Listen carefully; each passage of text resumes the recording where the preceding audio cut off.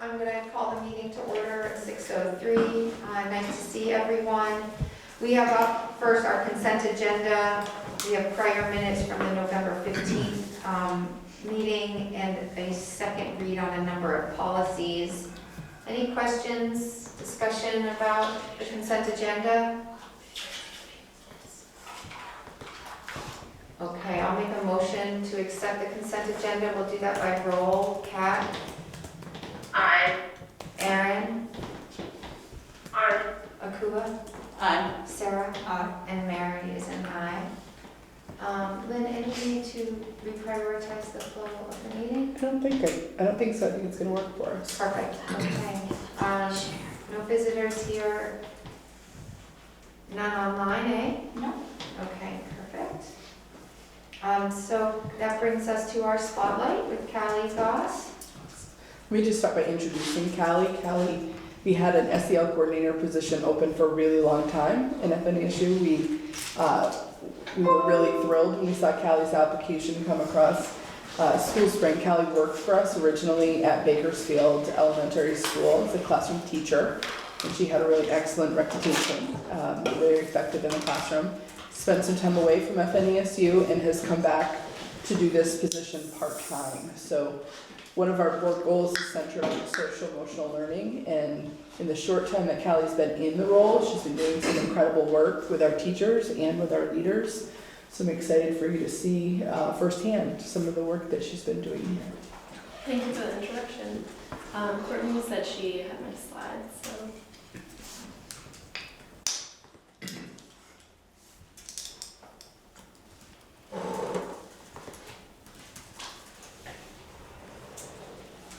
Awesome, thank you. So like Lynn said, my name is Callie Goss. I am the part-time SEL coordinator for the district, and my hope here today is that we will highlight some new kind of happenings related to SEL this fall, and also share some new ways to think about SEL, and hopefully you'll leave with a little bit of content knowledge related to SEL too.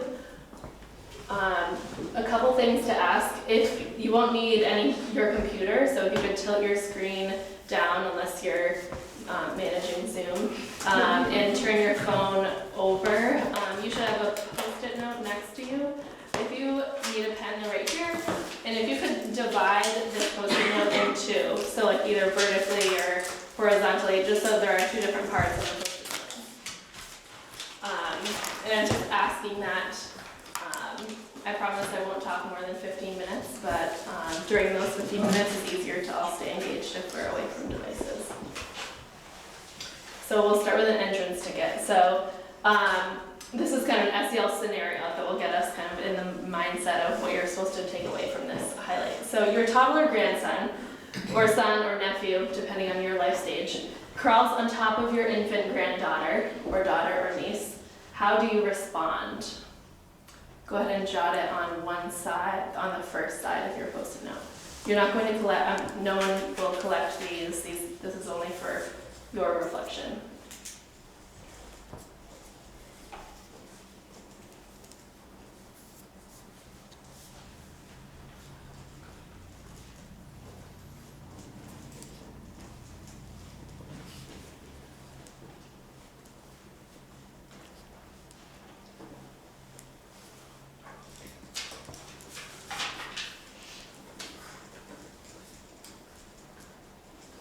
Take about 10 more seconds to finish.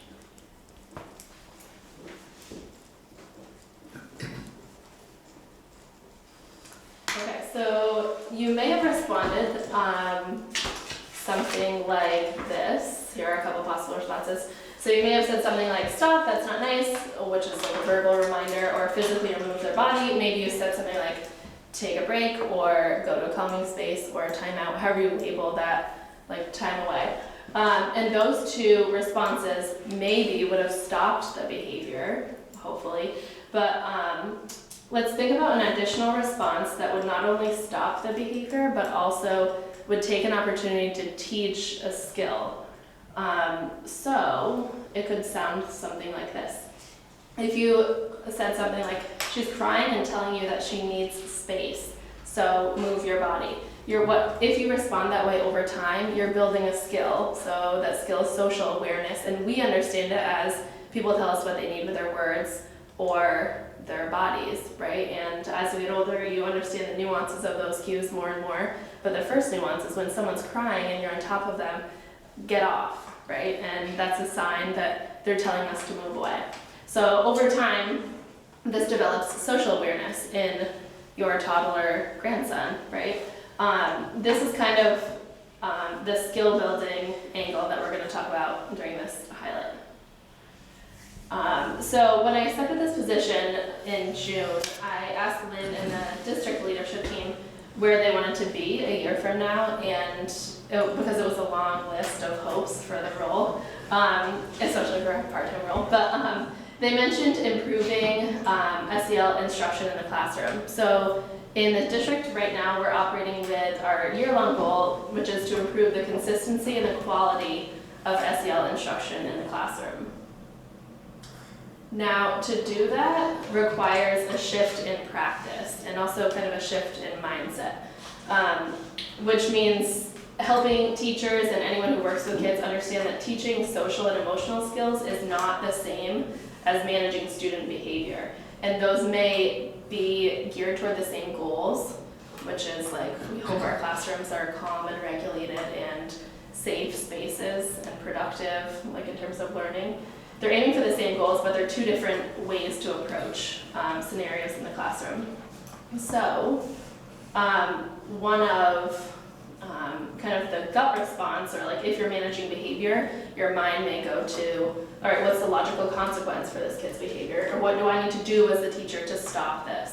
Now, changing this practice or changing the mindset actually turns into this. So instead of just focusing on what's the logical consequence for this kid's behavior, shifting to what social emotional skill does this kid need to learn and how will I teach it? Now, there's a misconception, I think, with SEL. We know that it has a connotation, and some people misunderstand that when you say SEL, you mean that we're forcing kids to divulge their feelings and also not holding them accountable. And I guess a better graphic, if you hit it one more time, Courtney, would be and. So this isn't like an either or scenario. It's you can hold kids accountable and also build the skills that they need to be successful in the classroom.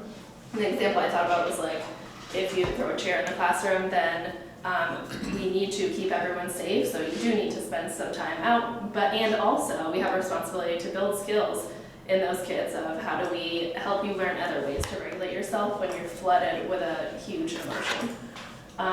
So another way to think about this shift is summarized by someone I learned a lot from called the occupational therapist. That's what she called herself. I'll give you a second to read it.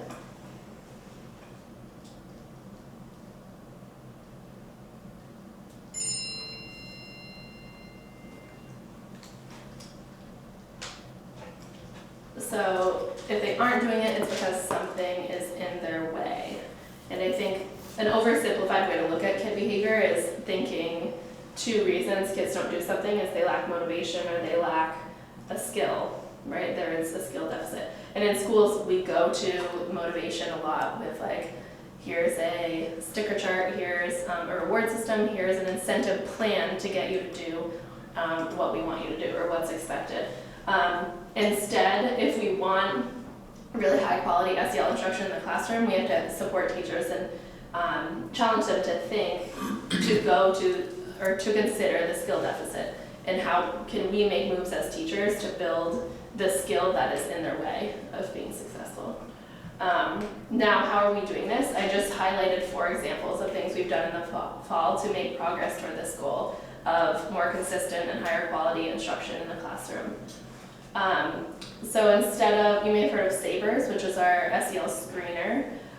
Instead of just administering it, I developed a protocol for teachers and with Lynn's suggestion, behavior support teams and admin to look at their data and then decide what can I teach as a result of this. So right there you see an example of a chart that would show up for every single kid in the district. And on the bottom x-axis, there are a bunch of skills. skills like impulsivity or respectful communication or withdrawal. Teachers through this protocol would look at each chart and then notice trends in their classroom and then make a plan based on student needs. I have visited faculties to lead this protocol, and then other faculties have kind of used it on their own. So an example I tell when I use this protocol, I'll summarize it. If you're on leadership, then you've heard this example. This was a student who, not from this district, he's much older now. On the Sabres, his needs would be respectful communication and arguing. And in the classroom, this came across as whenever he was asked to take a break, he would barrage the adult with just like negativity and comments that were meant to like cut you down, that got increasingly personal. And instead of responding just by like, we don't talk to people that way, please take a break, or you need to leave the room, the need there was building the skill of like respectfully communicating when you disagree with someone, because that wasn't something that was modeled for him at home. It wasn't something that was ever explicitly taught to him. So only with SEL instruction, which really means like breaking a skill down, modeling it bit by bit and practicing it over and over and coaching kids in the moment. Only with that did he start to make progress on how he responded in those moments when he was flooded with like anger and just feeling upset or like he was wronged. And I also mentioned that this is an oversimplified version, but we have to remember that we're working with human beings, and doing this once is not going to change someone like 180. And these are kids with complex needs. And this student never skipped to take a break when he was asked, but he did learn ways to express that he disagreed to someone in charge without like cutting them down. So Richford, here's an example of how they used the Sabres data and kind of developed a teaching or skill building mindset based on Sabres. So they took the kids that scored in the red, I blocked them out. They noticed the lagging skills in their charts, and then they developed themes with each grade level. So 12th grade theme was resilience or adaptability, and then advisories came up with teaching plans, like what can we do to build those skills. A second thing we've done this fall, our instructional coaches have been super welcoming to work to me specifically, and have kind of let me work with new teachers. I think you can build skills as a result of problems in the classroom, but you can also make decisions as a teacher that kind of intentionally build skills along the way and not wait for a problem. So that's another angle that we're taking with this. So in August, we supported new teachers with classroom sessions on classroom management. In October, we talked about helping kids be leaders in their student-led conferences and how to explicitly help them plan and be leaders in that role. And then we just finished a session last week that was about resetting your routines after break and setting kids up for success when they come back after a long break.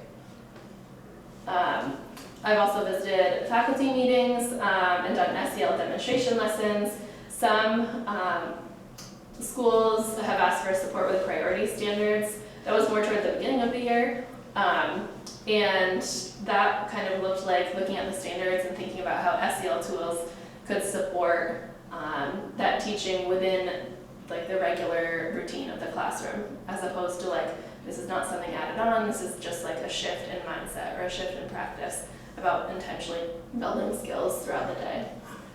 And then what I'm most excited about is we've launched a district SEL team, which had a purpose of kind of increasing our collective SEL content knowledge. It also connects my position to what's applied in schools, because especially being part-time, first I should not be the only one making decisions related to a board goal, but also if our approach is we make a decision and then I visit each of 10 schools to share, that's not really a sustainable way to build capacity. So we had our first meeting in November, and we're meeting about every month for 3 hours to explore tools, make decisions, and kind of take that work back to our respective schools. So related to that, here's our exit ticket. So with this mindset of building skills instead of just managing behavior, your toddler granddaughter, or daughter or niece, doesn't want her brother touching the dollhouse scene she just set up. When he walks over, she shoves him to the ground to ensure he stays away. How do you respond with SEL in mind? Or in other words, what pro-social replacement behaviors could you teach her instead? Go ahead and jot that on the second part of your post-it.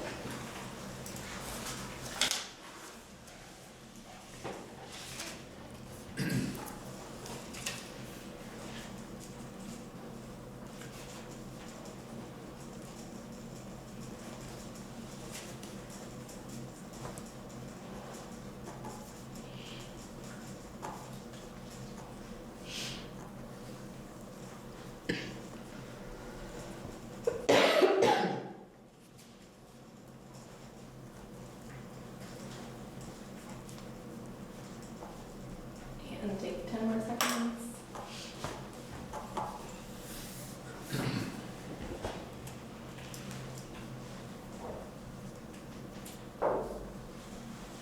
All good. Okay, so maybe you began with a response that sounded like this. So stop, that's not nice, which is a verbal reminder. Let's take a break, let's go to calming space, time out, whatever you name it. That would have stopped the behavior, but my hope is that by the end of this, that we're starting to think about responses like this. The skill here is, it's a relationship skill, respectful communication. It might sound something like this: I know you worked hard on this, but I can't let you hurt people's bodies. So we're going to try again. We'll go back in the same position where you were. Tell him what you need. That done over and over, not just once, will build the skill of communicating effectively in kids. And that's one way to think about it in kind of a home scenario. With that said, the SEL highlight, thanks so much for inviting me, and that's all. I don't want to be rude, but bedtime is... Oh, okay, sorry. Anybody have any questions for Callie? I didn't know what it was after. Well, less a question, just a comment. Thank you. I mean, that's a great presentation. I appreciate you being here. This is such important work, I think, that the board has identified as part of our goals, and clearly, you know, you're serving a really important kind of role across both districts doing this work, and it's very needful and timely. So, and it can only, I suspect, enhance the learning that's going to happen in the classrooms. So thank you. That's great. Nice to meet you. Thanks, you too. Yeah. And thanks for prioritizing your students too. Thank you so much, Callie. Thanks, Nellie. Thank you. It's easier with two adults. Yes. Bye, Callie. Thank you so much. You might need the chocolate that way. It's not me this way.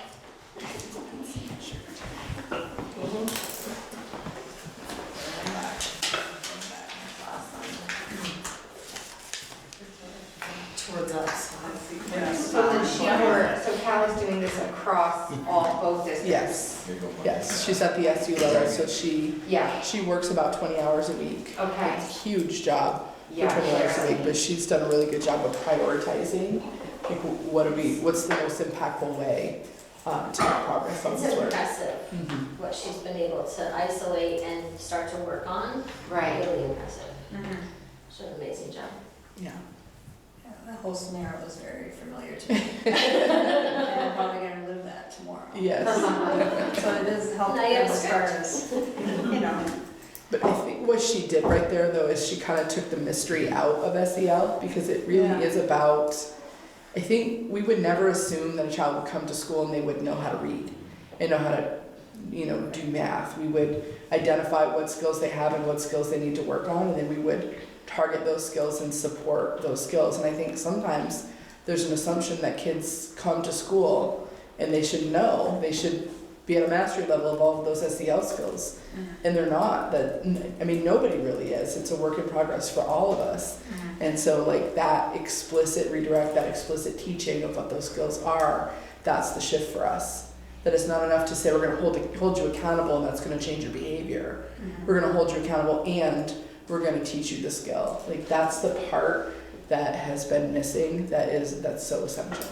I think focusing too on the embedded strategies you can do around routines and systems. It's not about curriculum. It's about the routines that you're building in your classroom to be able to teach those skills without having to take 20 minutes or 50 minutes in a lesson format that's often not going to stick as well as if it's part of a routine. Yeah. So I appreciate that. Is the plan to convert it into a full-time position at any time? Eventually, that will be the hope. Yeah.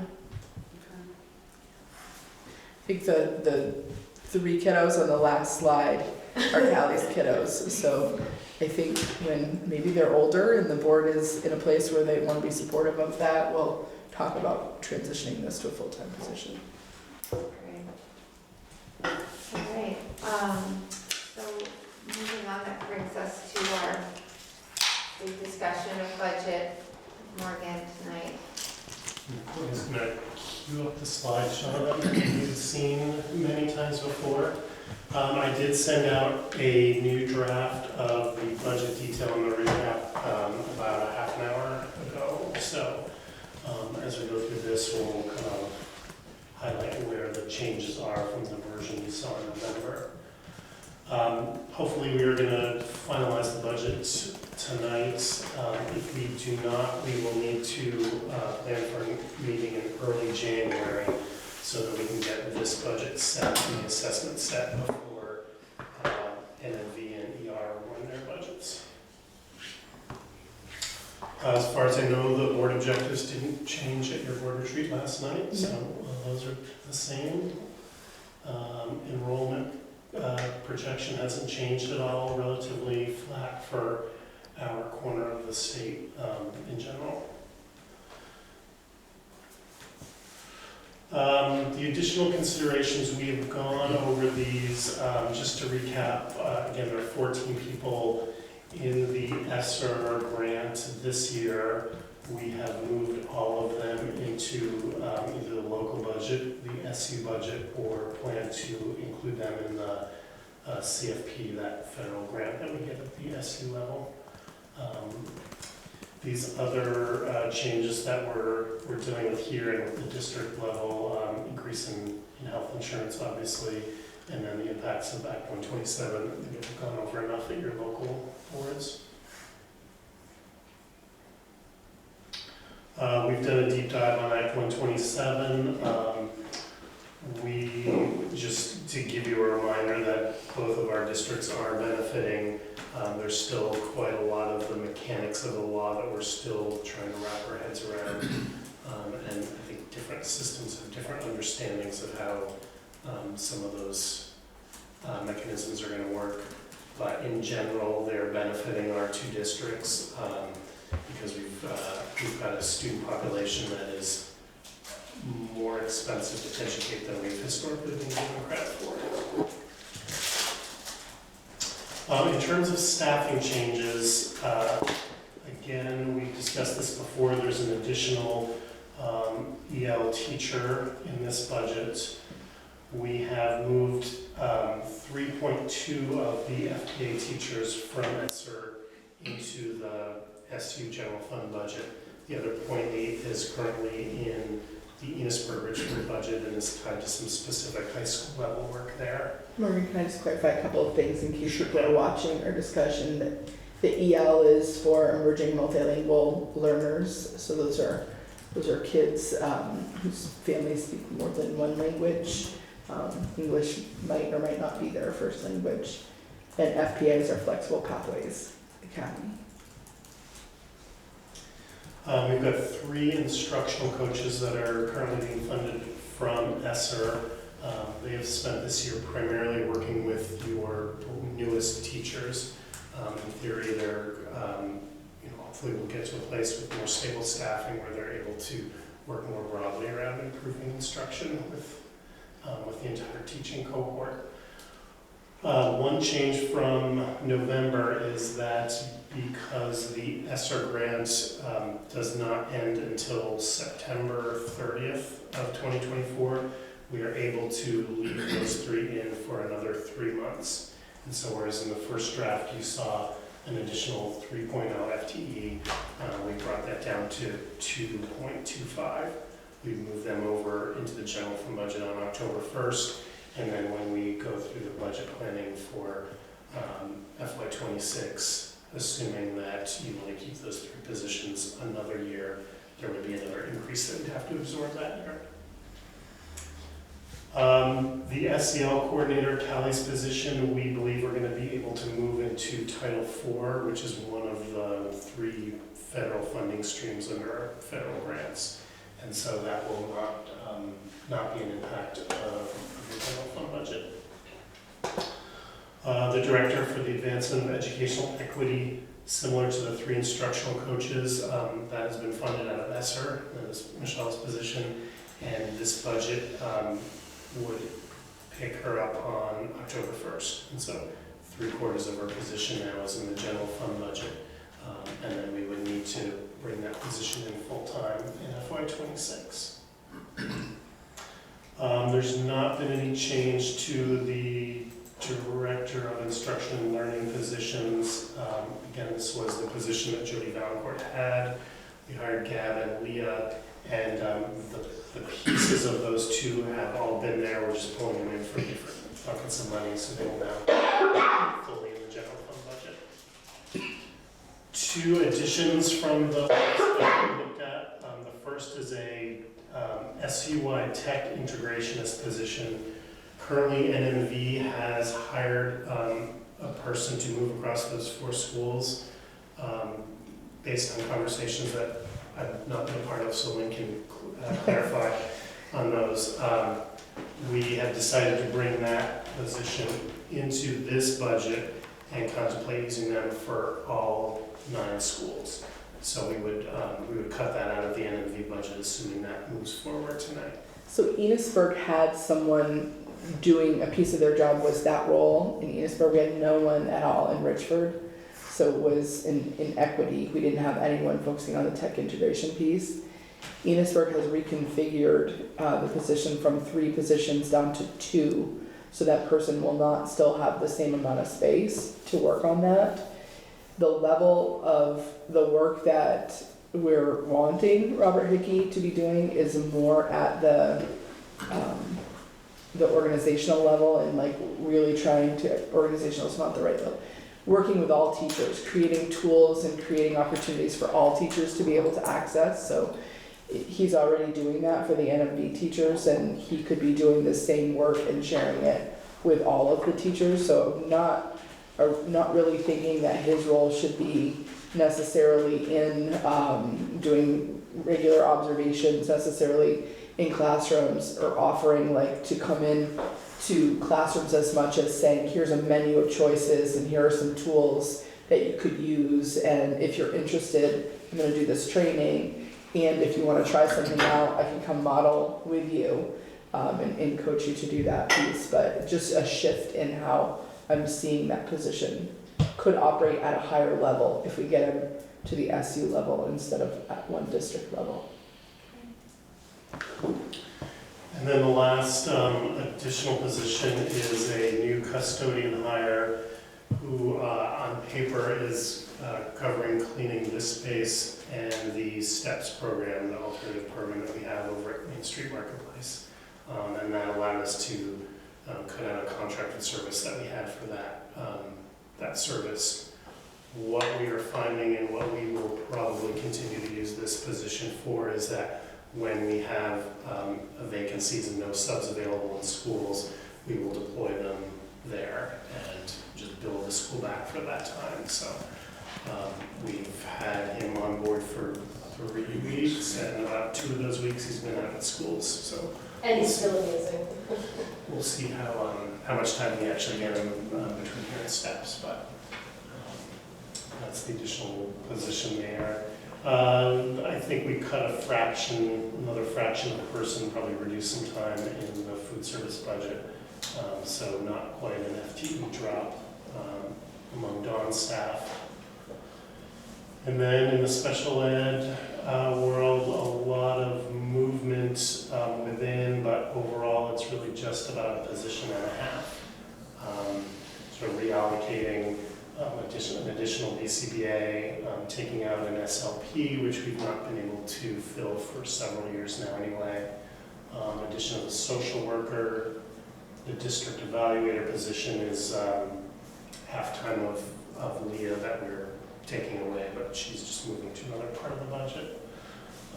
An additional occupational therapist, the custodian that I mentioned, and then basically a wash in terms of not filling some of those support positions with NCSS workers. We've been able to hire some of our own folks. So 6 PTs replacing 6 1/4 NCSS workers. Going through the pie charts that I know you all love, you've seen this at your district level, and it's pretty much the same. The red, almost 3/4, is what we spend on people. The green quarter is we spend on services, and then the blue wedge is the stuff that we buy. And that services wedge there is primarily the transportation contract, and then some out-of-district tuition. This is what we do with it. So the red section is first instruction and special ed instruction, direct teaching of students. The green section is broadly support services, so it would be student support would be primarily guidance folks with the social work position. Instructional support would be your coaches, going through with superintendent's office and the board administration. School administration would be folks like Melissa Wood, who's not here, Robin Downey, who's not here, some of those other management positions. Central services, primarily Dominic, Jamie, and I. Buildings and grounds, Vern, and then those 2 big wedges, your transportation contract and then your food service. 2 more ways to look at this. So the next one is really looking at the SU budget as a whole and where we spend the money. So roughly 1/3, all those little tiny wedges are folks that are deployed directly to the schools. So that would be your special ed teachers primarily, your BCBAs, your school psychologists, your SLPs. Behavior technicians. Behavior technicians are in there. Next chunk, that yellow wedge again is food service, and then transportation after that on that contract. And then there's 1/3 that we currently have listed now as central office, and those are functions that are either here or are deployed in such a way that we can't look at the beginning of the year and say you're going to be here 2 days a week and then you're going to be in the school 3 days a week. So your instructional coaches would be in there. Other folks who are accessing buildings, your ELL teachers would be in there. OTPT. OTPT would be in there. Folks where there's not like a steady caseload that's broken up by school. And I would guess that's about a 1/3 of that is folks that we don't really see here or out in school all the time. Morgan, can you go back one? I know you talked about all of the little pieces, but that top left piece, those are, we mentioned this specific to the schools, but the top left piece, those are those alternative programs that we have within FNESU. So you can see the proportion of the pie delegated to those. And that dark blue, I'm assuming, is Bakersfield. Correct. Okay. But apparently didn't rate the label. And it looks kind of comparable to probably Montgomery It's from probably a percentage. little bit under 2% is my guess. Yeah, okay. And then this is an attempt to take the 2 district budgets, which are still being developed, and the SU budget, which is close but not final, and sort of combine them together in a way that we could look at where we as a larger system are spending our money comparable to a school district like a Burlington, where they don't have this split between an SU and different districts. And so it's there's a lot of duplication. What I've done is backing out the assessments pretty easy, also backing out the amount of money that NMV pays to Enosburg Richford, so we're not double counting that. But you can see that as a system overall, we're spending about half of the budget on direct instruction, so that first instruction in the pre-K-12 classrooms. Buildings and grounds would be the next biggest piece of that, which is not a surprise given the number of schools we have.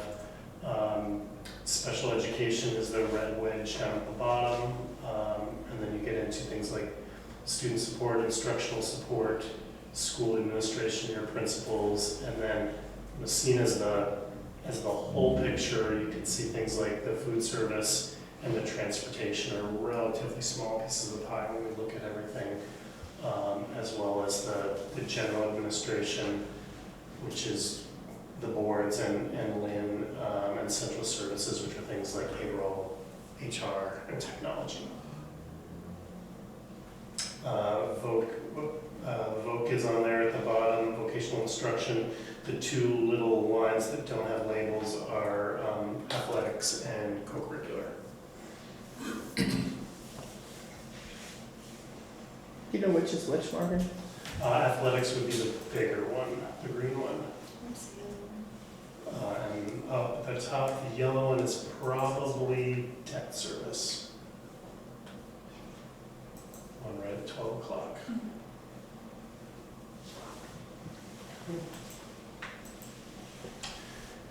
And this you've seen before, and we will continue to show it.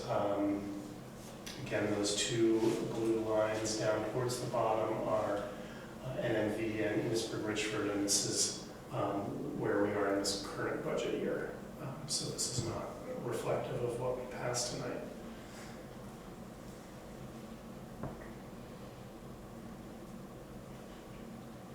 I think that's it for that. I'll pass around the two budget documents. There should be enough for the board, and I think all the admins got it by email, but there may be some extras. Okay, we'll go to that one.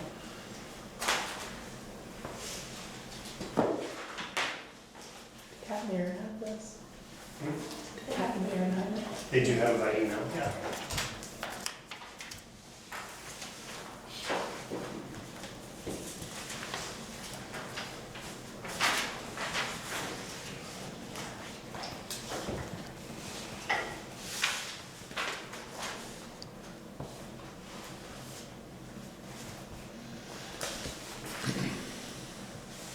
It's two left.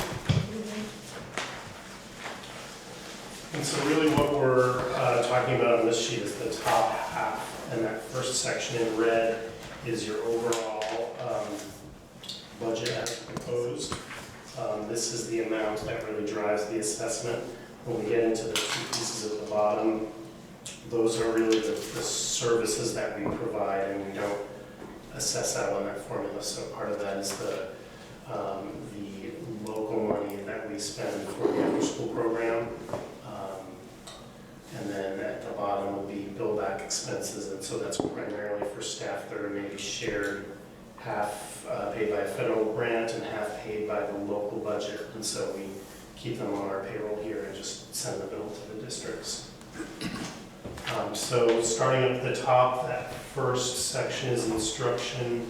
You'll see a big increase on direct instruction. The drivers for that are the additional EL teacher and the movement of the 3.2 FPA teachers out of ESSER and into your general fund budget.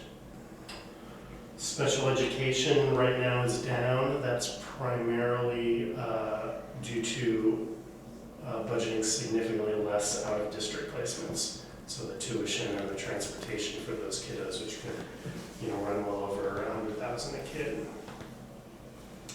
The next section, support services.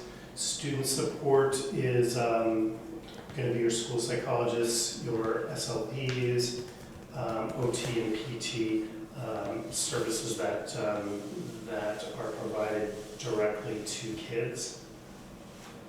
The next section, instructional support, has a big increase. That's primarily for bringing those three coaches in, instructional coaches, and then the Director for the Advancement of Educational Equity. That would also include some BCBA time, to the extent that they spend their time working with teachers to improve their practices. The tech integrationist position is also comes in on that line. General administration is what it takes to run the superintendent's office. So in terms of salaries, it covers Lynn, Doreen, and Courtney. And then there's some big district-wide costs that are also included there. School administration is sort of that next level of administration. So Michelle DeBerge, the 2 assistant special ed directors are in there. Melissa Wood, the director for early ed, is in there. Relatively normal increase given the increase that we're seeing in terms of benefits.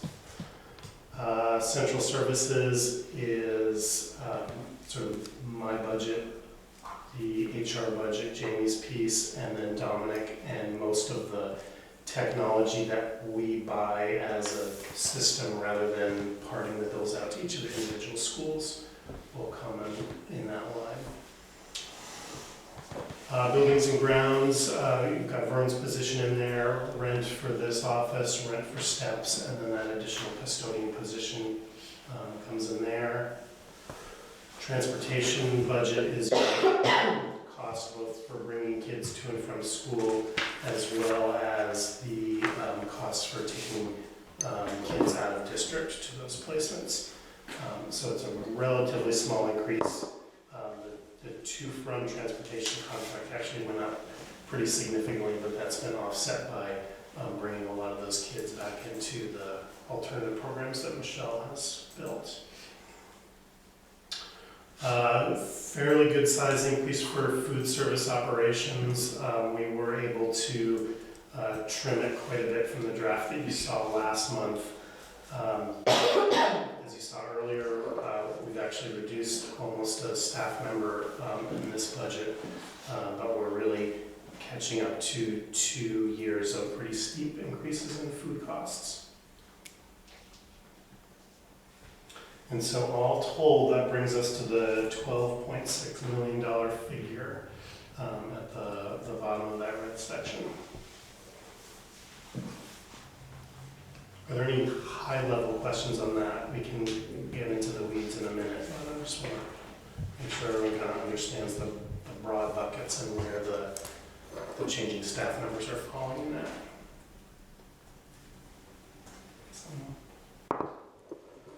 Sounds on the line. Okay, so for the revenue section, we are seeing an increase in state revenue, and that is largely due to the increase in that census block grant, that amount of money that we're now getting for special ed that we've changed from that reimbursement formula that we've had in years prior. I do anticipate that the census block grant will go up another $300,000 in each of the next 2 years, 26 and 27.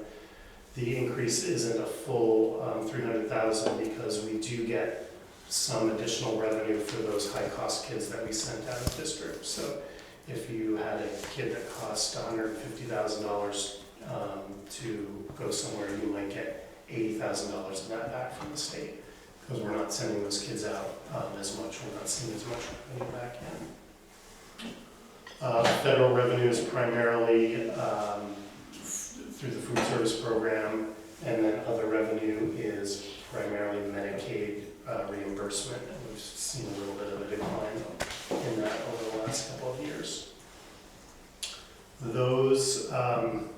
Those pieces of revenue are taken out of that expense line, and then we come up with the additional money that we need as part of the assessment, and so that's the first line in that green section, and that is up significantly. You will also see that the expense plan that's in front of you is $12.6 million, and the revenue that we're showing is $12.5 million. The difference there is the use of the fund balance. So we talk about this a lot at the district level. This is the money that you go back to your voters each year and say, we'd like to take half of it and put it into a capital reserve fund.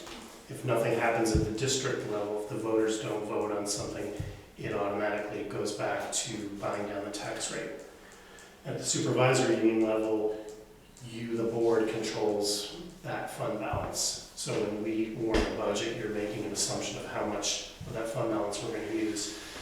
For the past probably 7 years, we've just been rolling it over and we've not been using any of it, with the target to build up enough of a reserve that the supervisory union could survive for 3 months without any money coming in from the state.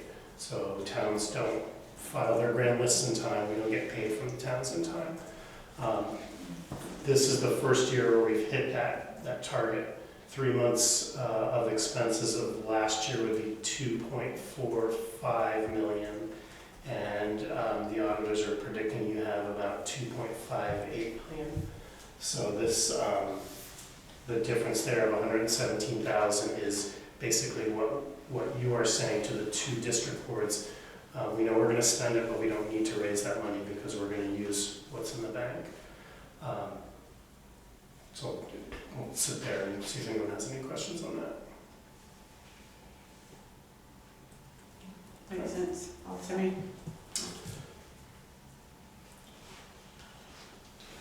So the 30-pager that you have has the excruciating detail, and there's not been much change in terms of the personnel lines since you saw this last month. We've certainly gone in and tightened assumptions on things like insurance. We hear of people changing their plans. We might have changed it. If you decide you need another 2 or 3 weeks to warn this budget, some of those lines will change, but they may go up and they may go down because we refine that. We don't really know where that's going to go. So in terms of making any big moves, savings in this budget, it's really going to be about moving people.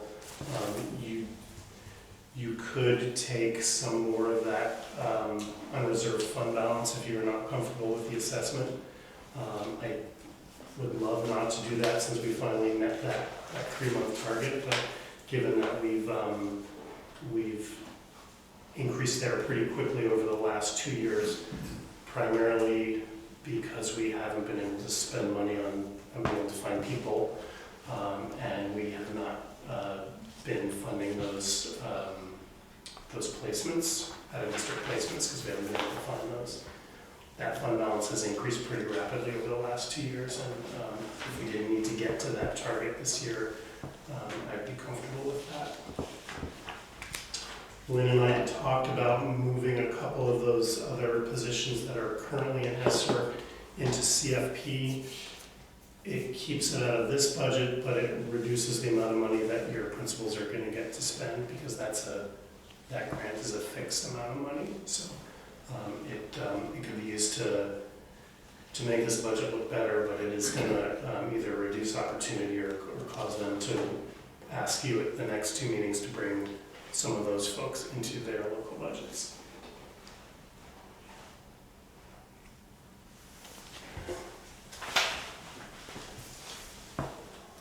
And then I did not print out the staff list again. I sent that out by email yesterday.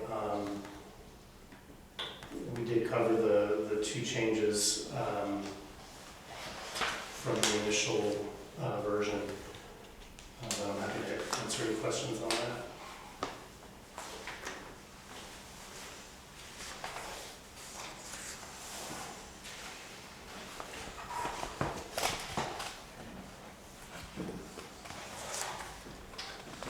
Pull up the pie charts. Lynn and I are going to tag team on one of them. So we already shared. So Morgan, pretty basic question, but the assessment at the SU level, the newbie question, can you tell me how we get to those dollars? Sure. So we take the expense plan that you approve tonight or you approve next month. We back out those chunks of money that I think that we're going to get. So those grants that I mentioned, how much money you want to use of that fund balance, and then we have a chunk of money left over that money is gonna go to the districts. The way we split it out is based on enrollment. So each year we look at the enrollment between the two districts, and it's roughly a 45, 55 split, I think, between the two. This year it's a 43-57% split. So we know we need to get that chunk of money because we don't have voters at the SU level. We have to do it through the local budgets. And so I take whatever that dollar amount is, and 57% of it will go in the Enosburg budget, and the balance will go in the NMV budget. Got it. Okay, thank you. Go down to, yeah, so Lynn and I have been having a lot of conversations, and I know the board has as well, specifically when we discussed the 2 EL positions. Those were ones where you could choose to put one in each bucket. Have one NMV EL position, one ER EL position. You decided not to go that route, I think correctly, because of the flexibility. It's a mobile population. You might find that you have more need in one district than another. And you might find that changes over the year as well. So there's a certain amount of flexibility to hiring those people at the SU and carrying them out. We certainly recognize that makes our budget look a lot bigger, and that we have the least popular of the budgets around. And so we just want to keep bringing that back to you to make sure the board's comfortable with it, and that the board can explain it and explain the reasons for it. We have also been at some trainings specific to budgeting and budgeting in times of austerity and declining student enrollments and difficulty finding teachers. And one of the concepts that was brought up, and I think it was an aha for both of us, is when you are budgeting at the smallest level, you do a lot of rounding up. So we might say, we need one principal for every 300 kids. Like, that's a good ratio to have. Well, we're going to have one principal in Bakersfield, and we're going to have one principal in Berkshire, we're going to have one principal in these little schools, because you can't have a fractional one of that. There are some places where you actually could, if you were deploying those resources at a bigger level. So either in an NMV position like we had originally envisioned with the health teacher, they could move around. They wouldn't necessarily have to spend the same amount of time at each individual school. And if each individual school needs 2 days of a health teacher, they're going to probably advertise for a half-time, because that's what they think they're going to need in order to attract a candidate. And so that is a conversation that we're going to continually have, I think, as we move forward. And it's one that, systems that are not saddled with the supervisory union don't really have to worry about, because they have an easier time deploying those resources.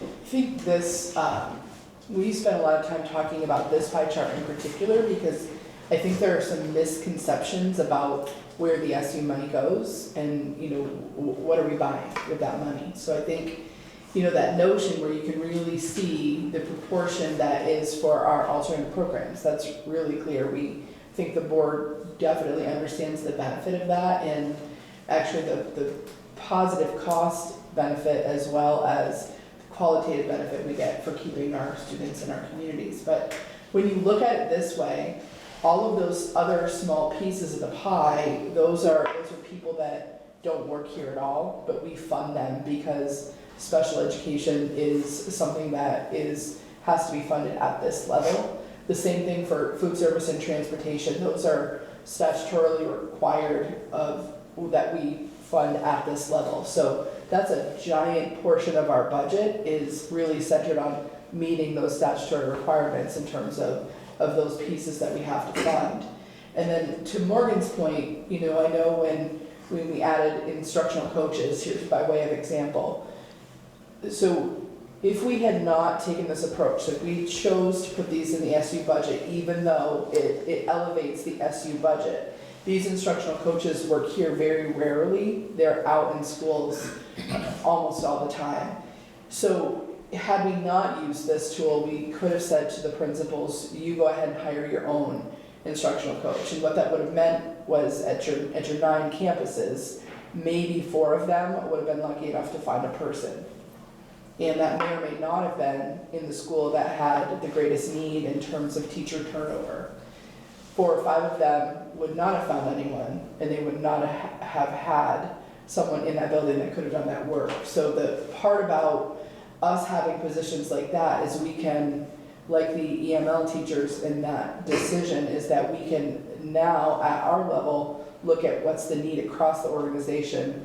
We don't have the rounding up effect where if everyone had hired a half-time coach, you would have had 4.5 if we had ample candidates, where we're really doing it with 3. So it is, we're looking at the services, but we're also looking at efficiency when we put a position like that, like Robert's Hickey's position with the tech integration. We're looking at efficiency rather than saying, okay, now Enosburg doesn't have one, let's go hire a person for Enosburg and Richford, when we really can look at that as a whole service that we could provide out of the SU. So I think those are the pieces. We've done a lot of recent professional learning ourselves on staffing formulas and ratios and things like that. And I think we're already doing a pretty good job of that, of being really targeted and needs-based in what we put into this budget. And I think this brings it out of the darkness when you really can see what a huge proportion of this is already right inside each of our schools. That makes sense. I think, it's easy to push some of those out and show things like special educators because they are tied to a building. Thing like the EL example, but also the coaches. We don't know year from year where those new teachers are going to be, but also we don't know year from year, which new teachers are going to actually get it right away and not need the level of support that maybe another one does. And so even if we had hired them at the district level rather than the SU level, we might not have been able to deploy them correctly. And even with them at the SU level, and I could say Marty's going to spend half his time in each high school, but we don't necessarily know that, and that's going to change probably week to week, not only quarter to quarter. I think as long as we are thoughtful in communicating that and letting people really, I think there's a lot of misconceptions sometimes about the supervisory union budget. And so these visuals are really helpful, and certainly as we get toward voting time for all the districts, it's helpful, I think, for us to continue to remind people that this is a way to economize with a limited employment pool to draw on to be able to get the human resources, the people in the buildings where they are most needed. And and also to remind people that these really giant pieces of food service and transportation come out of this budget, and it serves all our schools across both districts. The one other piece I would just say about this is there are some other functions that we have intentionally added into the supervisory union budget with the intention of, so the role of principal is incredibly important in our schools. And when you serve as a principal in these small schools, you tend to have to do all the things. You have to wear all the hats. And some of the things that we do are complicated. And sometimes it's more complicated in Vermont than it is in other areas. By way of example, early education in Vermont is incredibly complicated. You have Agency of Human Services and the Agency of Education. When I was a principal, I spent a lot of time on the early education hoops that you have to jump through each year. So this board made a decision.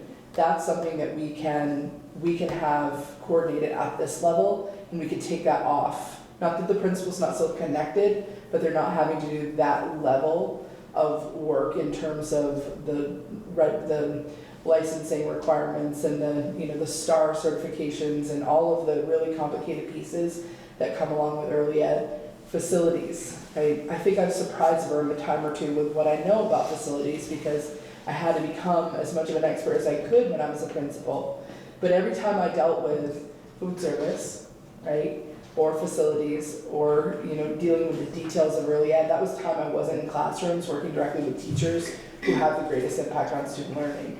So some of those positions that we built into the budget, like facilities director, after-school program coordinator, food service director, early ed director, those are all really purposeful to free the principals to become the instructional leaders that they need to be in those schools so that our students can have better academic outcomes. Mhm. Yeah, no, I think with just with a pair of fresh eyes, I would say my head immediately also went to communication strategy. And when Morgan sent this out and I was looking at it and I was like, oh, wow. You know, and so having the opportunity to go through it and hear sort of clearly like, what all of this is, because I was looking at the total lines and okay, it was surprising to me. So I think as we think of constituents and communicating across, you know, the broader population, you know, if we're having the opportunity to educate constituents as well, and what does that look like now? I mean, is it once a year when it's time to vote, or? In terms of this level of detail, I mean, not even this, like the pie charts, I think would be really helpful, and maybe even speaking to some of the different line items, absolutely, not this level. so we have the annual report is a tool for communicating. We're not convinced how many people read the details that we put into the annual report, and we have annual meetings that we present at. Try to bring this level of information to the board meeting. We do know we get a fair number of viewers online for these board meetings, maybe not in real time, but people do watch this video afterwards. So we try to be deliberate about weaving some of those things in. And new this year is a more regular communication out to our community with the SU community newsletter. So it's something that I think we could think about communicating differently or in Yeah. other contexts. I think so. I mean, I think it's helpful to see this and to actually talk through it in the way that you and Morgan did tonight, and what some of the specific line items represent. I think another piece that would be helpful to remind folks of is this piece around our development of our RISE and our STEPS programs that have kind of, yes, increased some budget, but what is not maybe immediately visible is what it looked like back in the day when we had as many out-of-district placements as we used to, many of which don't even exist. I mean, we had to create those programs to fill a void in the broader statewide system and availability of those programs. And so, you know, it may be helpful to have a slide specific or some sort of kind of comparison to see, you know, what that is looking like from a budgetary perspective as we bring these in-house. And, you know, and then we have this like added piece of we keep our students here in their communities and connected to their broader community, which I think, you know, really can put a value on that as well. I think that's a good point. I mean, we definitely did some comparison data in terms of, you know, back when there were alternative placements that had available spaces and we had nothing internally, it wasn't uncommon for an individual student, it costs to be in the realm of $100,000 to $200,000, depending on what level of service they needed at that location and how much the transportation cost to get there. I think it was pretty common to be in the realm of around $50,000 to $60,000 for transportation per individual student For one kiddo. to get to the alternative placement. So at one point this fall, I don't think that we're there anymore, we had 0 kids in out-of-district placements. I think we might be up a little bit from the 0, but 0 was something that I didn't think was, if you had asked me 5 years ago, I would not have thought that was attainable, but I also wouldn't have predicted how few placements would be available too. So some of it is because we have deliberately designed this and we don't have the same level of need for those alternative programs, but some has been because none had been available to us. So I think you're right, Mary, there could be something we could do comparing what we were spending and what we are spending. And I think we could do that because I think we're serving more students. So if we looked at it a per student comparison. And I looked at this earlier this week. We have, in this budget, we're budgeting for 2 out-of-district placements. So they're kiddos that we don't think we're going to be able to serve in the programs that we've created. They are both around $110,000 each for the total package. Assuming Michelle fills up all of her slots in the 4 programs that she's got, she'll be educating them at around the 40,000 per kid. So a significant savings, as well as you mentioned, the ability to keep them in the community and have an easier transition plan for those that can go back to the public schools. Yeah. Great. Scroll down a little bit. There are 2 sections on this budget. 21C, we put this in there. Heather's worked on this budget. This $542,000 is the amount that will be split out and put in your local budgets for the amount that's not covered by that 21C grant. This is something where we will include that in the bottom line that you approve when you approve your budget. You, as the representatives on the 2 district boards, still need to pass that within your local budget. So tonight you're really just giving us the authority to spend that here. If for whatever reason the local board say, no, that's too high a ticket, you don't need to change anything here tonight. If you're not going to pay us back for it, we're not going to spend it. And then similar to the local bill back expenses, the $622,000, those are tied to specific people. So at your local meetings next month, if you say, well, we don't really want person X, we will take them out. We have the authority to spend that, but we're not going to hire them if you at the local level tell us not to.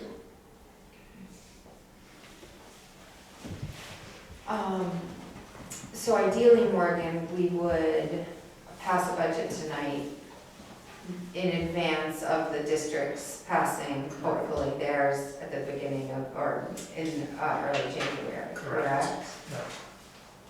Yeah. And so I certainly don't want to stand in front of the ready to make a motion and move on out of here, but I'm happy to answer any specific questions.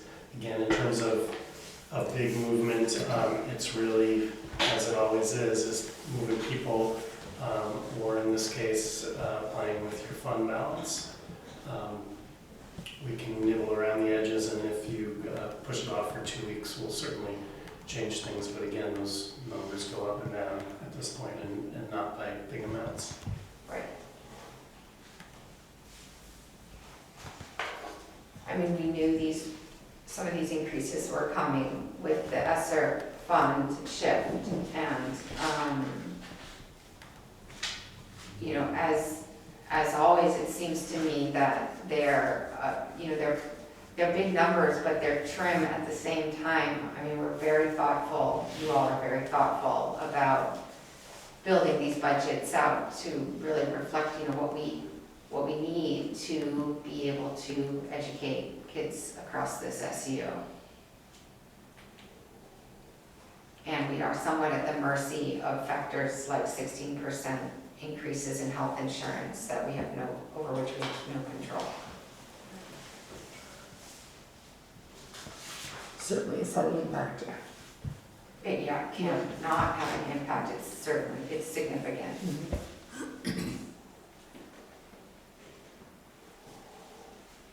And I'll say too, that I think that some of these positions that, are newer in the last few years, SEL positions, English learner positions, these are important positions to have. They serve a really needed role. And just because we haven't had them in the past, I mean, I think we're really trying to be responsive to what we are contending with in our schools. And I think you could draw a clear line between some of the investments you've made and your big board goals. Yeah. right? So I think that that's an important piece to remember, is that a lot of the positions that are embedded in here in schools working on those priorities with our teachers.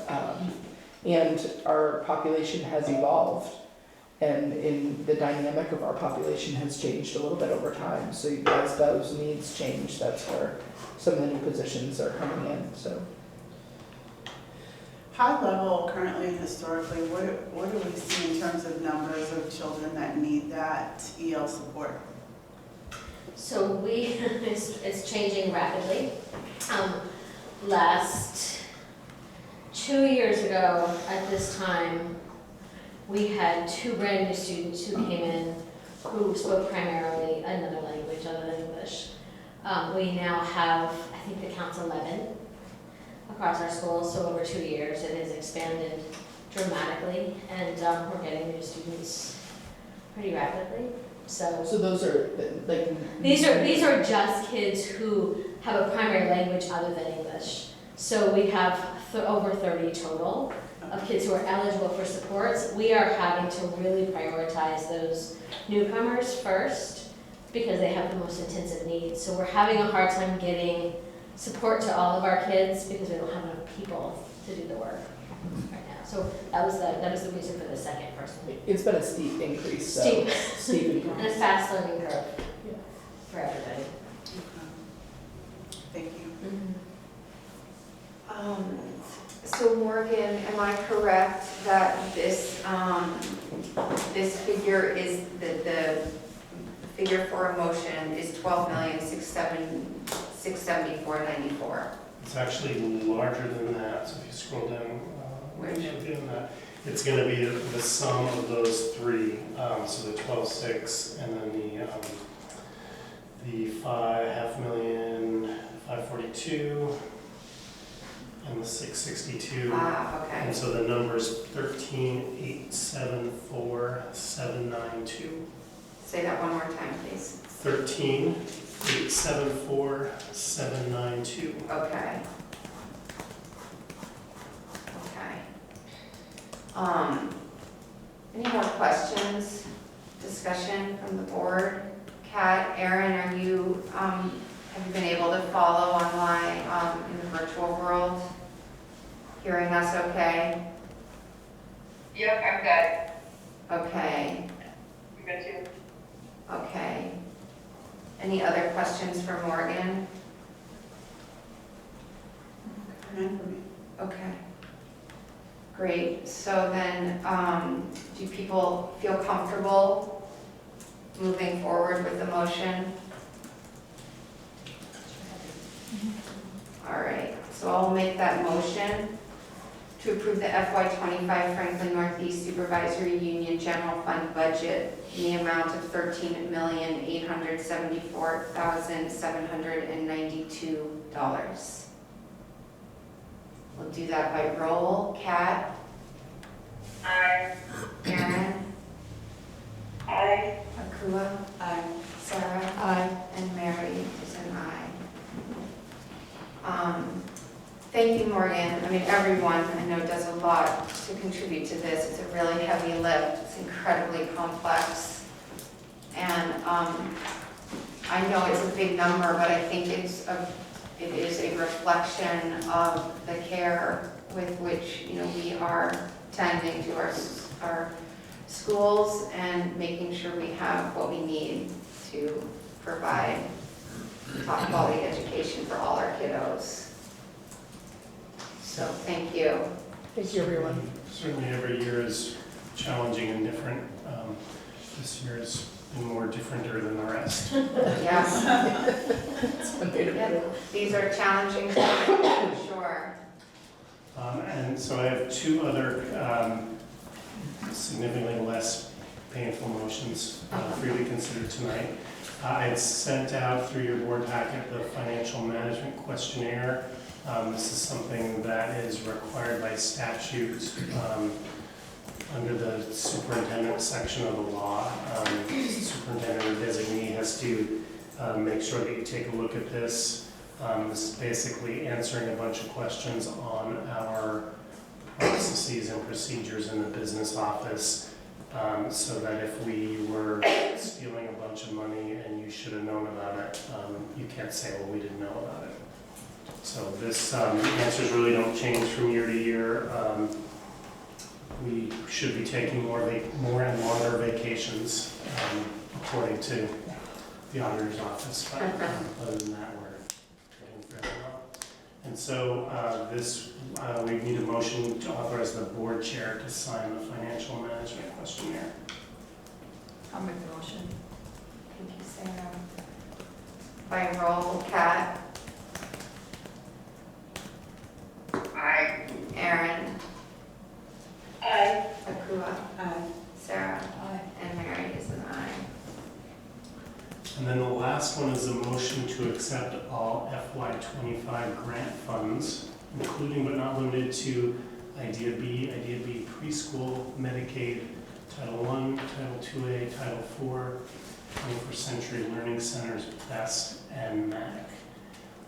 This board action is a requirement for us to submit applications for some of these grants. So we do it in December or January before we start writing them for FY25.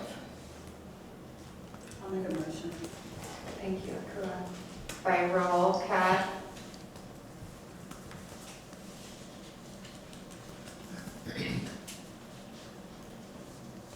Kat, Sorry. Aye. no problem. Aaron, Aye. Akua, Aye. Sarah, Aye. Mary is an aye. And unless you have any other questions, that's all I've got. Great. Thanks, Morgan.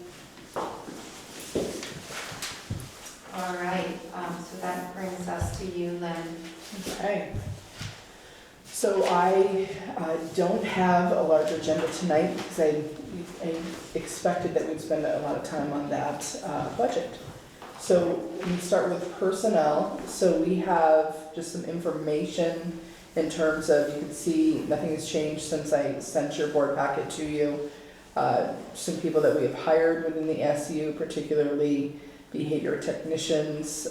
We did get one retirement notification that by the December 1st deadline that will require the board to accept, and that is Patricia Hathaway, who works as a special educator at Enosburg Falls High School. So I would ask the board to make a motion to approve Patty's retirement notification letter. Oh, I'm sorry to see her go, but I'll make that motion. By roll, Kat, Aye. Aaron, Aye. Akua, Aye. Sarah, Aye. and Mary is an aye. Patty has been a long time special educator Yeah. and, definitely deserves to have a fantastic retirement. Yes, she does. So, open positions, I think I will just say that we're still looking for a therapeutic social worker, an early childhood special educator. We have the open position of the director for instruction and learning. Gab and Leah are filling the interim position right now. Special educators for the 24-25 school year, a BCBA, substitutes for teachers, nurses, paraeducators, custodians, and food service. Listed in your board packet are also all of the employees who have notified us that they're going to make a column movement based on education. We did have a few across the supervisory union who are making double jumps because they've taken so many courses, so it's always impressive when I see that. And then I have 2 unpaid leave requests. So Janessa Swainbank Higgs is requesting up to 5 unpaid days of leave in the event that she needs them. Jenny has just had a baby in the fall, and so she used her leave that she had accumulated for her family medical leave. So she doesn't have any at this point. So we all know that when you have little babies, you have needs for days that will arise throughout the year. So she's just asking that you approve those in advance.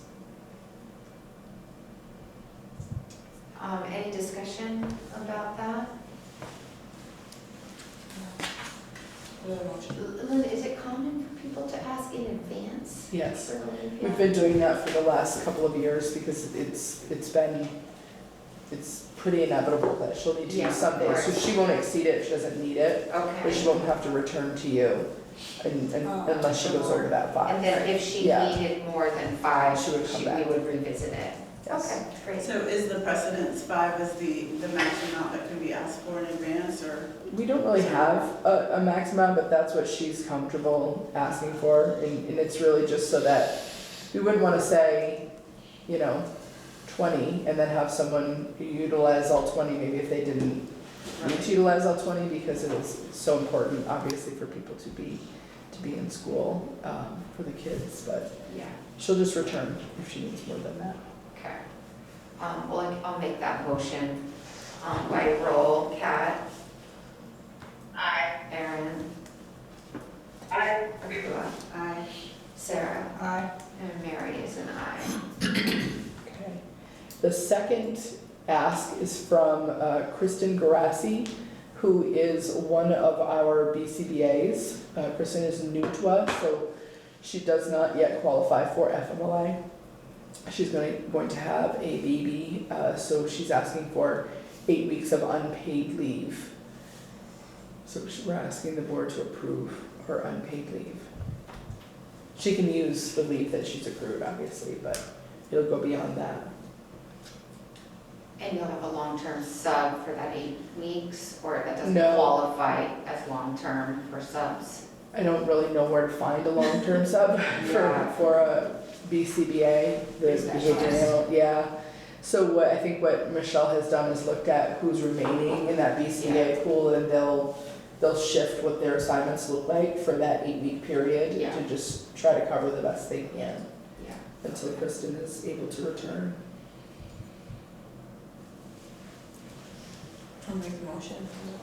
Yeah, thanks, Sarah. By roll, Kat, Aye. Erin, Aye. Akua, Aye. Sarah, Aye. and Mary is an aye. I do have another piece, I was gonna do under other, but it really should go under personnel. So we have an employee who's an FNESU employee who has filed a grievance and has gone through step 1 and step 2. Step 2 is my level, and now would like to bring the grievance to the board. So that's step 3. So we received notification of the grievance today, which means that you have to have a grievance hearing by January 11th. So either you or you could appoint members of your board, whether it's the full board or some designees. I would encourage you to have the attorney available for you as well to help you hear the grievance. Yeah, I would definitely want Pietro to be there Yeah. for it. So I'm not going to give you any details on this because in the grievance, you'll need to hear what the concern is, and you'll act in, a quasi judicious manner for the grievance. So I will do some sort of survey to see if we can find a night that week or sometime between now and January 11th, and I will first reach out to Pietro and check his availability Okay. as well. Is there a certain number of members that have to be present, or are you looking for the full board? Well, I think that we would want you to decide tonight if we don't have a lot of grievances, I'll knock on wood. So when we have had it in the past, it's been the full board, but we checked the master agreement. What was the language? It was board or,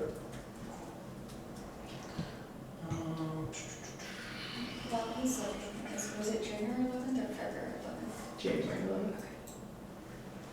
The board or a designated representative or representatives thereof.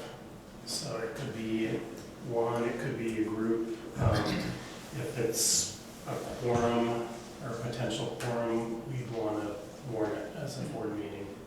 A little more flexibility if there's no chance of that. And it's explicit that you have to hold the hearing within 10 days of receiving the notice. So the 10th day is 2 days. What? Student days. Yeah, 10 student days. Okay, so that's why we're not counting the week of the Yes. holiday break, the Correct. winter break. Mhm. Okay. Correct. So I think we could go either way. We could put a doodle poll out and see how many people can make a handful. First we need to find out when Pietro, because he would kind of anchor a date or potential dates, correct? You may want to make a motion to designate members of the board, and in case you're not able to get a motion, Yeah, I'm sorry. a meeting, Quorum, a quorum. right, Okay. because I don't have any leeway, we have to hold it Oh, by the absolutely. 10th day. And in that setting, whoever's there from the board is going to make decisions at that point, or they're gonna bring it back to the broader board? We would have to, I've never done it this way, so I don't think that they bring it back to the broader board because you have to be there to hear. Right. Like, I Okay, think if you okay. designate, you're designating your authority to make the decision, so. Right. Because you'll owe a decision within, I think, 7 days would be my guess. That's Okay. another 10 days. We do have an NMV meeting at 6:30 on the 3rd here. Okay. So we could look at doing it half an hour before. Well, half hour. Yeah, we'll need more than that. We would need more time. If it's anything like the last one, we would need more time. Yeah, I think, let's just, if you're good with, do you wanna make a motion that says that, what's the language? I've already lost it. The board or a designated representative thereof shall conduct a meeting with the grievant and the union within 10 days of receipt and shall provide a written response within 10 days of the meeting.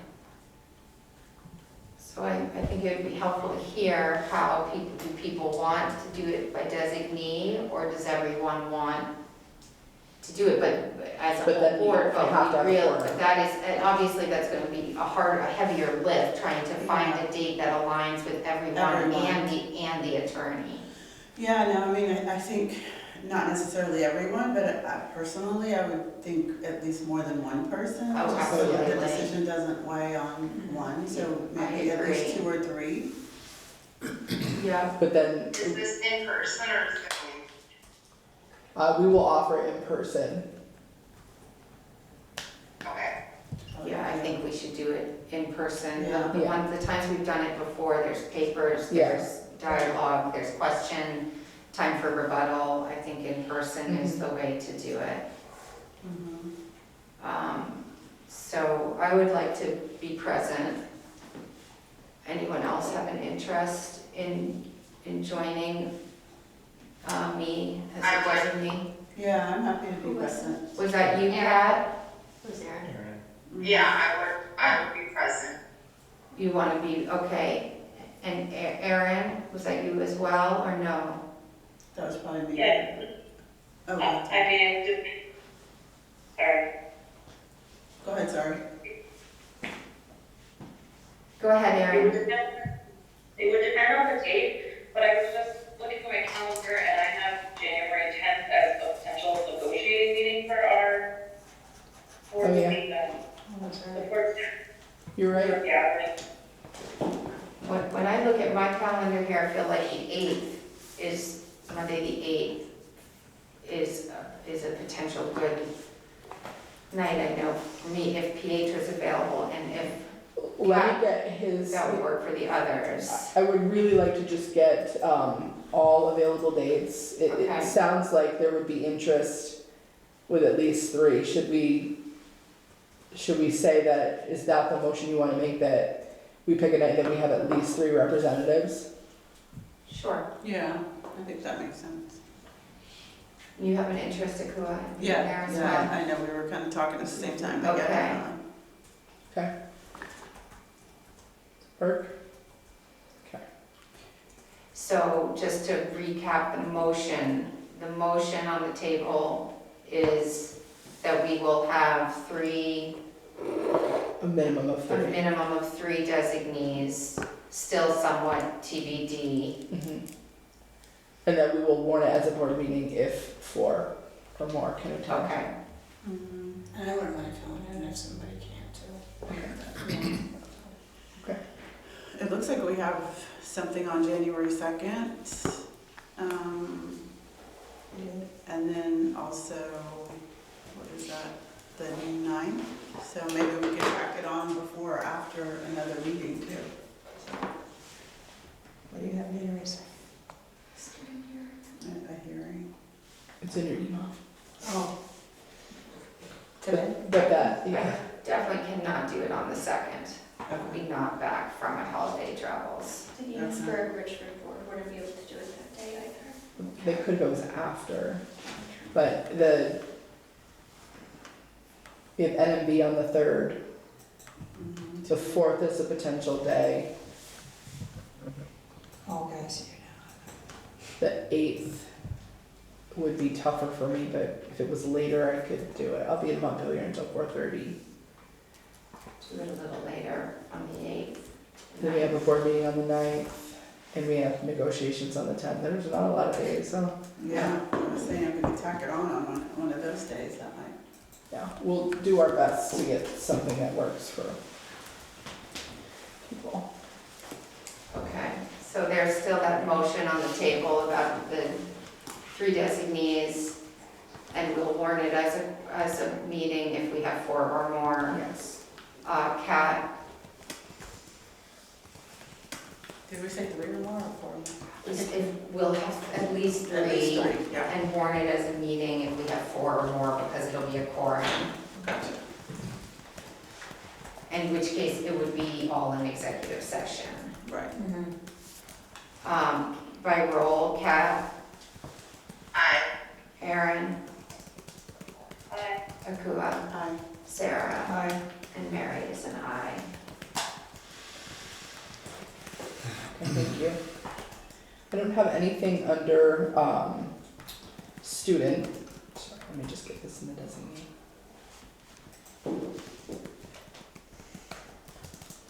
And then next, we were going to have a portrait of a learner conversation, just an extension of the conversation where we left it at our board retreat the other day. I've sent you some information. I sent that to you just before the board meeting tonight that has some additional details and some resources for you to take a look at. So we'll put the portrait of a learner on the agenda, and we'll come back to that in January and talk a little more about timeline and process there. So you have some additional information you can look at, and if you have questions, you can reach out individually to Gab, to Michelle, or to myself, and be happy to have a conversation with you. Next, I want to just report out on an outcome of FNESU joining a class action lawsuit with other schools across Vermont and across the country versus the Juul vaping tobacco, I can't remember. But it's a vaping product. So this has been at least 2 years in the making, and we signed on to this. We submitted a bunch of data associated with how much time we have spent combating the effects of vaping in our schools, and it was pretty significant. So there's been a ruling in that class action lawsuit. So these are gross numbers before legal fees have come out, but from the Juul settlement, FNESU will receive $43,862. And there's also a settlement that was connected to that class action suit from a company called Altria, and that is $13,205. And we will be using that money on partnering with the substance abuse prevention counselors in FNESU and the school counselors.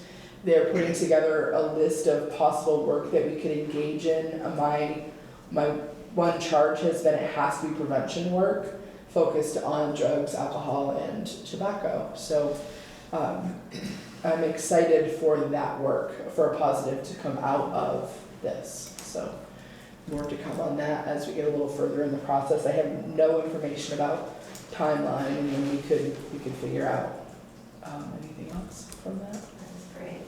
Yeah. So question, thoughts on, I love prevention, but thoughts on why we didn't tack in some cessation work as well? That's a good point. We can think on that one.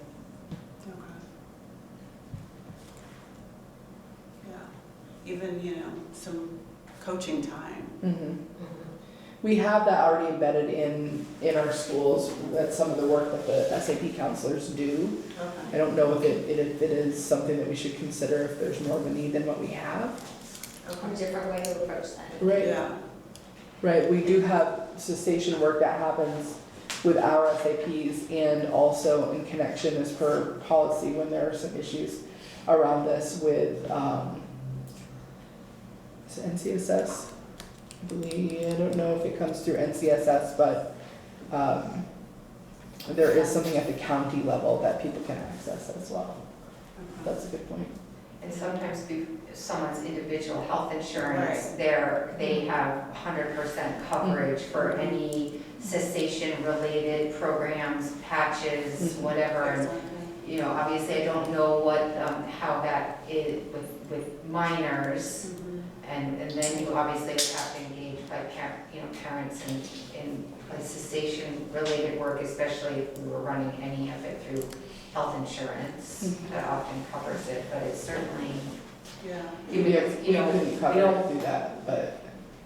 we would be remiss to think that we don't have students within our school system who are addicted Oh, we to. know. We know, we definitely have kids that are addicted to Yeah, lots of things, but that's a really good point to think of, like, is there another way that you could work on the cessation And I think prevention is also more than education. Right. So there's lots of activities that would fall under what could be prevention, especially related to belonging and mental health And prevention of ongoing use could be another component of that. It's a huge problem, my school.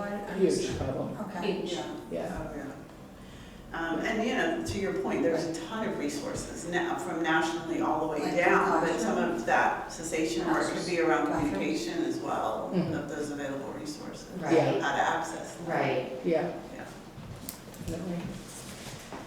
That's all I have for you. Okay, great, thank you, Lynn. So let's see, we have a smaller bench here tonight. So we have Dominic, Emily, and Gab. Oh, yeah, Gab, I'm here. Yeah, you're here, hi, hi, nice to see you. Do you have anything that you want to highlight? I can or highlight add a to couple your things. report? I think the two things that I would highlight are, one, the literacy review committee, and two, the student-centered learning stakeholder committee. So those are two places where we're engaging other people in sort of decision-making, and they are going amazingly. I had my first meeting with the student-centered learning stakeholder committee tonight. It was super fun. I got a text saying, that was really fun. Great. We had some really great conversations, and people want to talk and work on this stuff and are looking for ways to do that, and it's been really fun. And the literacy team has a huge lift of sort of finding a new program that aligns and does all sorts of things that we want it to do and is engaging, and that team is also having a lot of fun and having some really great discussions that are really helpful to like cross, K-8. So those teams are doing really well. We have a next meeting for that tomorrow, and we've sort of whittled it down to 4, and now we're digging into those 4 in more detail and depth to see what they have to offer. Awesome. Nice, thanks, guys, that's great.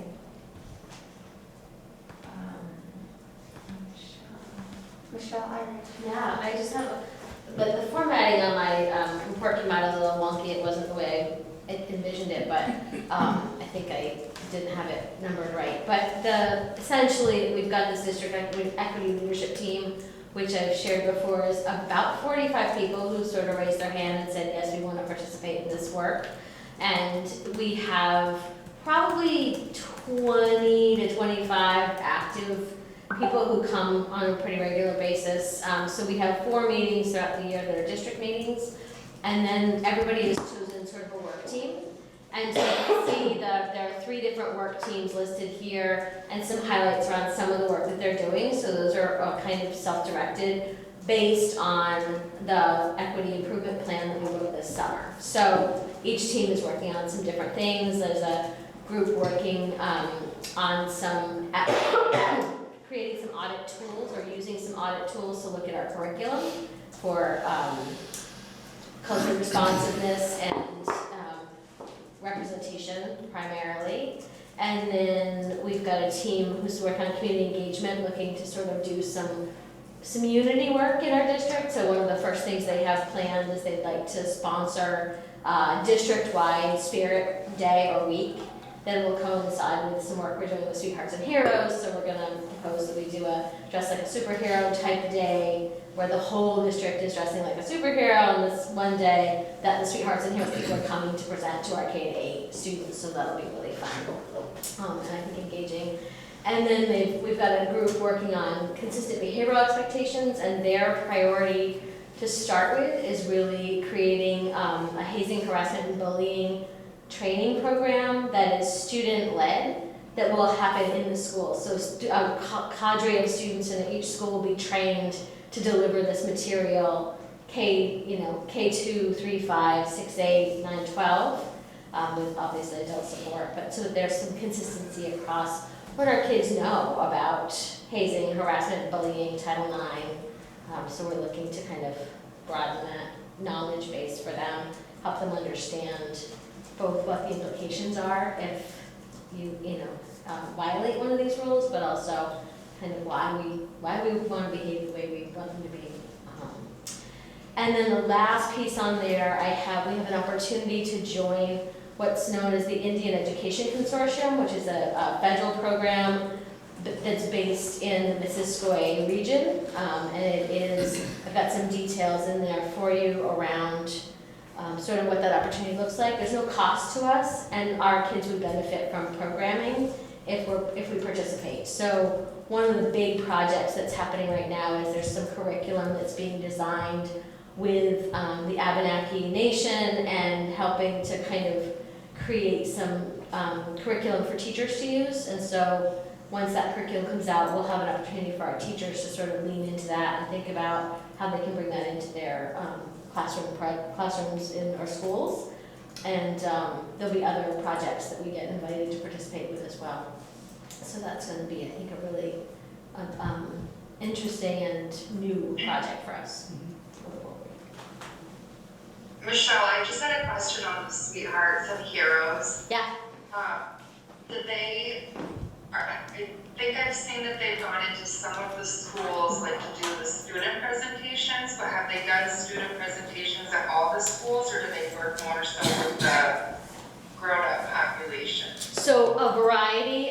So by the end of this year, I believe every school in our district will have had an opportunity to participate in a school-wide assembly. Whether it's, we're having one that's going to be district-wide, hosted in probably Berkshire, if it's big enough. And that'll be in February. Richford's gonna have something with students and adults in January. Sheldon's got 2 days in January. And then they're coming in at the end of the school year in 4 schools to do a curriculum specifically around bullying. And it's a student-led program where middle schoolers get trained in the curriculum and teach the younger kids in their schools.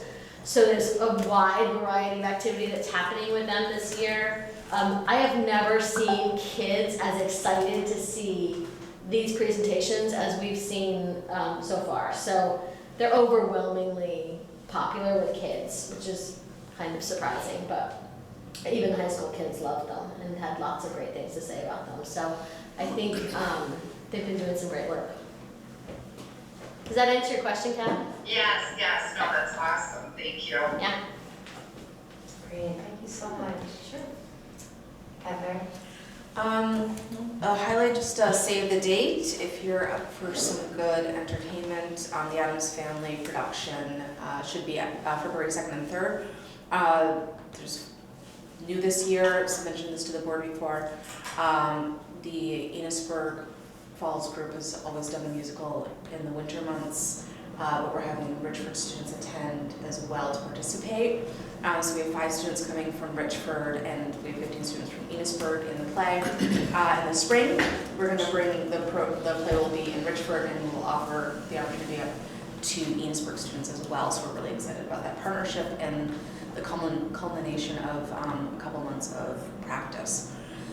And then we had 3 of our schools participate in the Linking Engineering to Life program, where we had college mentors come to our schools that are science majors at area colleges. So I have some of their end of session videos in there, and we are surveying students right now because they have a biomed program that we could start for session 3. So we're seeing if students want to do that. In biomed, they would be making model prosthetics. So it's kind of cool. Again, college mentors would be coming in, working with our staff, which we're just pulling our students right now. With the Vermont Youth Project, a little update. We just got a news last week that the Enosburg Youth Center received a $25,000 grant from the United Way. So they are moving forward with entering into a lease agreement. That's it's a partnership with the Vermont Youth Project, but it's the Village of Enosburg Falls who's taking that on. So they're doing the and the youth center, the youth councils have come up with a very lovely list this week of projects that they want to fund. So they will be surveying their peers in January to determine what activities, and they're looking at ranges of opening up hygiene closets, hosting a community barbecue day, festivals that are geared just towards teens within the area, parks. So some really beautiful, heartwarming projects, just thinking about their community and their peers. So that's what we found to read this past week. So that's what we're going on, and Leaps Q3 session will start at the end of January. Thanks so much, Heather. I'm looking forward to watching the videos later. That's great. Thank you so much for including those. Dawn. So, at the last meeting, we were doing our holiday meals. Those went off with a big hit. We got a lot of positive from that. We did just do, Montgomery does one on the day of their holiday concert so that the seniors can come in. We have a fair amount of senior citizens in that community that come in and have lunch with the kids and stay and watch the kids rehearse their holiday concerts that afternoon. So that just happened. We took in over our November break, Vern worked his magic again because once again food service needed his time. Seems like we seem to get a lot of Vern's time during breaks because we have a lot of things that break. So he was able to get us a new floor in our cooler up to Richford that we're kind of piloting and hoping that works. And if it works, then I've told him to write me in for some more because our floors and our coolers kind of have a lot of paint on them that peels, and health inspectors don't really like peeling paint in kitchens. So most of our schools have now been inspected for the first year. All schools have gotten 94s or above. I'm still waiting for a health inspection in 2 of our schools, but like with everything else, it's hard. The state doesn't have enough inspectors. So to get that inspector here is, you never know.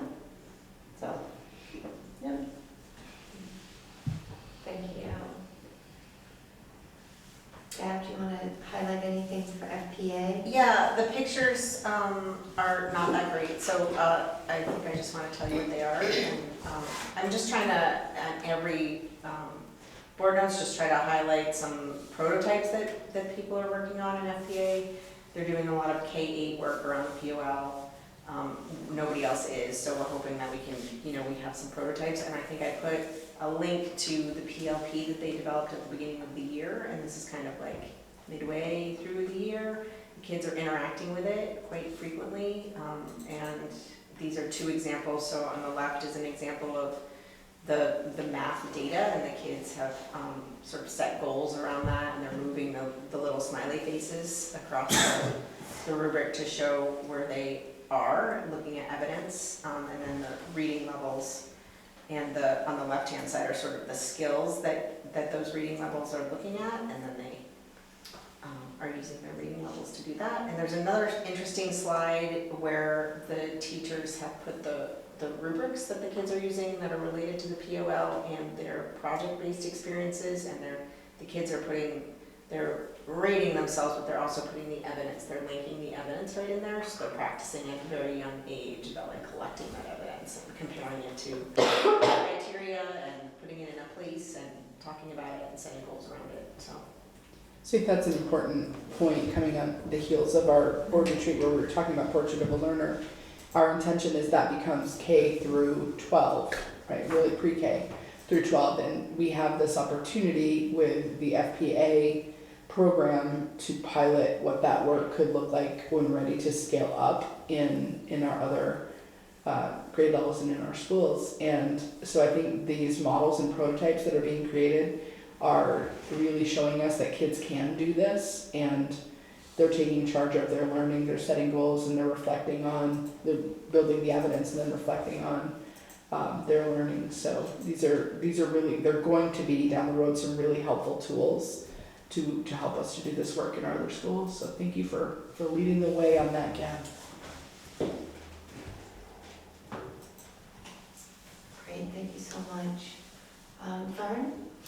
Yep, we've got some few projects going on during the Christmas holiday. We always try to get something in there for these holidays. So Richford Floors, we're finishing up some floors with this new product that everybody seems to like. It's a self-leveling epoxy. So we're doing 2 bathrooms, and I think during February break we'll finish up the entryway at the high school in Richford and 1 more classroom. Enosburg High School was the one school that we didn't seem to have the time because of the size of the school to get the lighting project done. And I'm trying to get, it'll be a custom fits, so I'm trying to get all the data we need for the efficiency Vermont to get a plan together for us. Hopefully I can get that done before the end of December, which is creeping up quite quickly. The third thing is Richford High School, this wood pellet situation.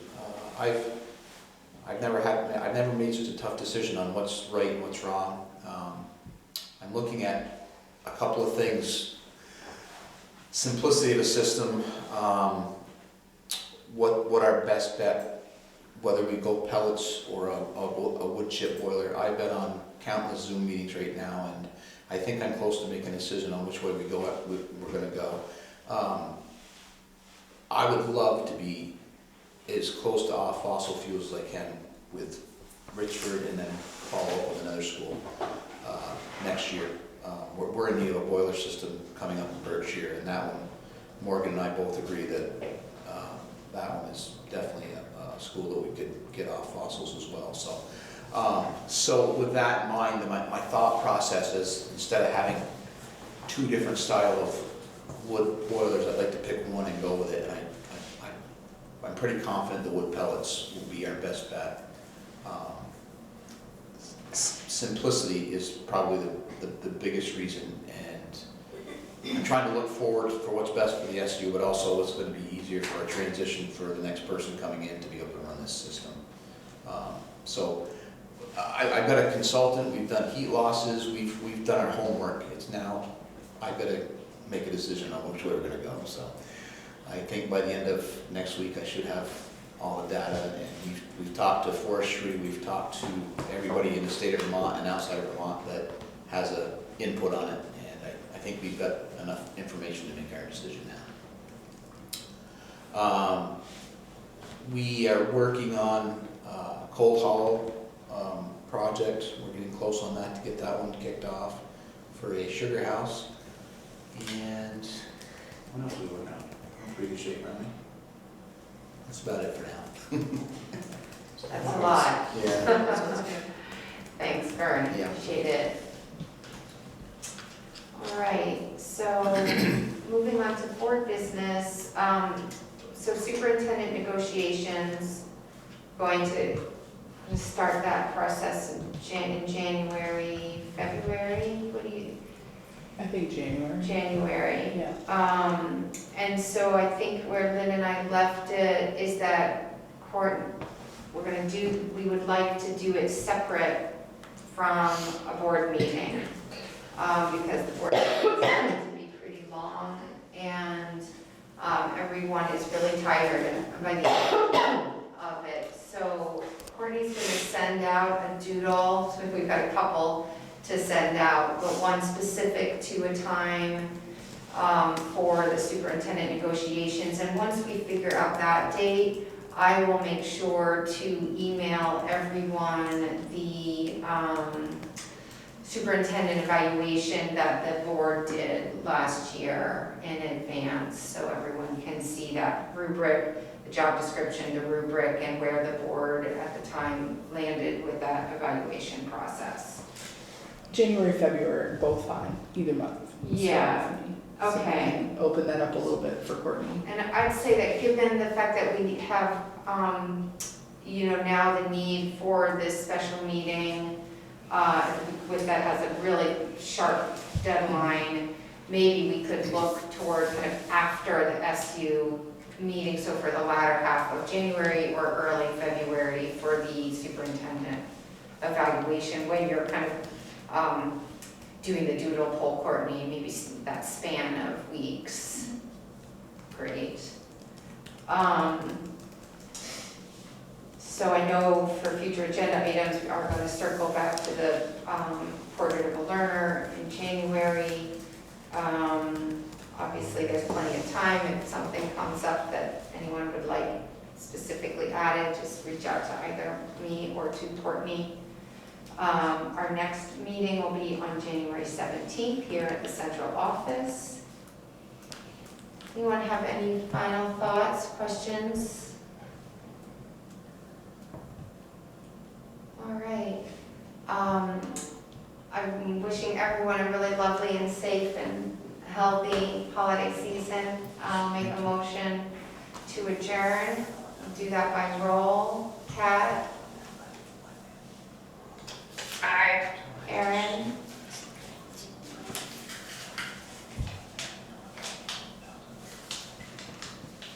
Erin? Aye. Akua? Aye. Sarah? Aye. Mary is an aye. Asking myself.